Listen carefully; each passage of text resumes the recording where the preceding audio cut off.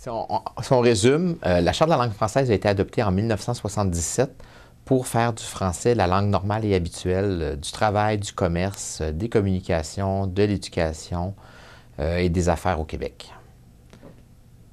C'est une loi là, qui a été adoptée, bon, c'est vraiment pour les Québécois, pour leur désir et leur volonté de vivre en français. Alors, c'était vraiment pour promouvoir aussi la langue française au Québec.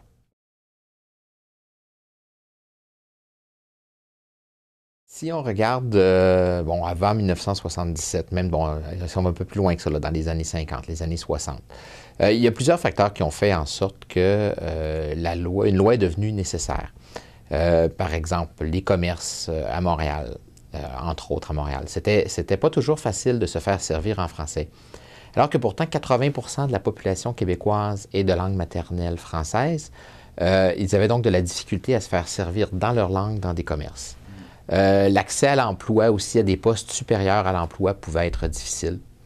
Et puis, l'immigration qui devenait de plus en plus importante, bien, les immigrants choisissaient l'anglais comme langue d'enseignement dans une proportion de 80%.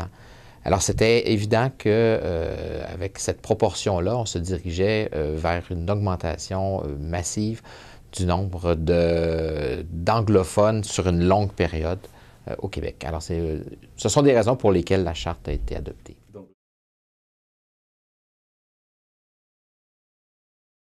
On a plusieurs rôles.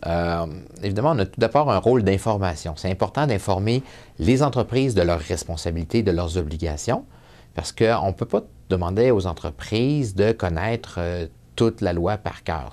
Bon, ils vont connaître certains aspects, les aspects les plus médiatisés, mais on ne peut pas leur demander de tout connaître. Donc, notre rôle, c'est de bien les informer. C'est aussi d'informer les citoyens et les consommateurs de leurs droits linguistiques. Ensuite, on a un rôle de production d'assistance termino-linguistique. On va mettre en ligne, par exemple, le Grand Dictionnaire terminologique, qui contient plus de 3 millions de termes, qui va aider justement à utiliser une bonne terminologie française, à utiliser un français de qualité. On va faire la promotion du français, que ce soit par des campagnes publicitaires, par la Francofête, par de la coopération internationale. Donc, on fait vraiment la promotion de la vitalité de la langue française, que ce soit au Québec ou ailleurs. Mais il y a aussi un aspect, évidemment, si on veut que la langue française soit la langue des affaires, eh bien, il y a un des volets de la Charte qui dit que toute entreprise de 50 employés ou plus doit généraliser le français et obtenir un certificat de francisation. Et ça, c'est nous qui les accompagnons dans cette démarche-là. Et il y a aussi tout un volet où, si des gens croient que leurs droits linguistiques n'ont pas été respectés, ils peuvent porter plainte à l'Office. Alors, nous, on va donner suite aux plaintes, on va analyser et s'il y a lieu, on va demander aux contrevenants de corriger la situation.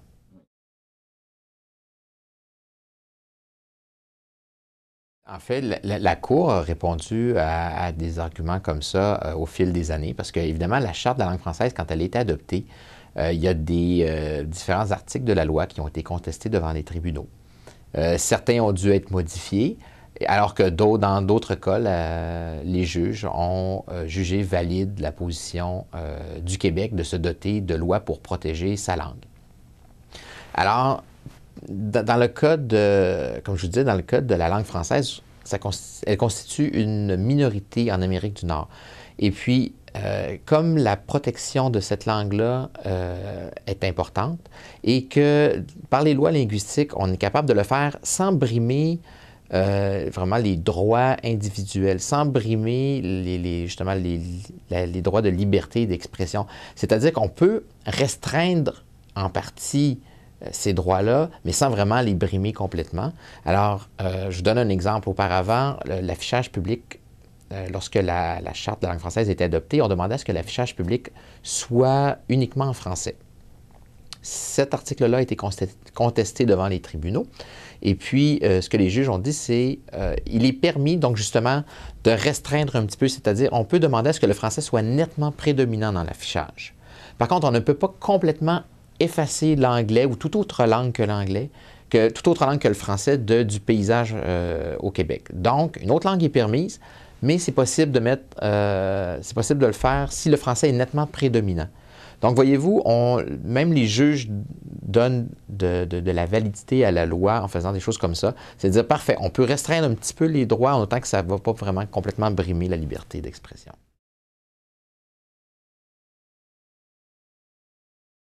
C'est juste qu'ici, on est beaucoup plus vigilant dans la protection de la langue française.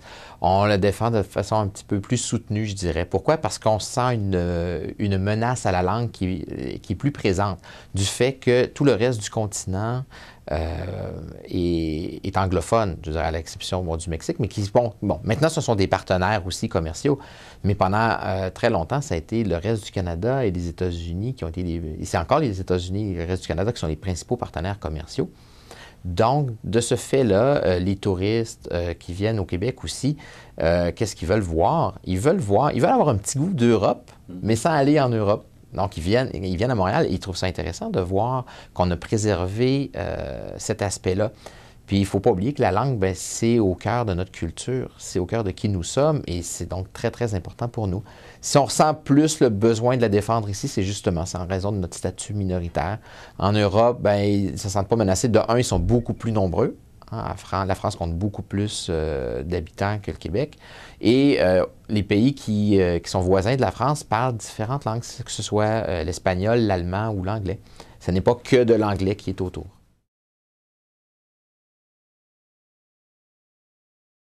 Encore une fois, c'est vraiment parce que c'est au cœur de notre culture, c'est au cœur de notre identité. C'est ce qui définit qui nous sommes.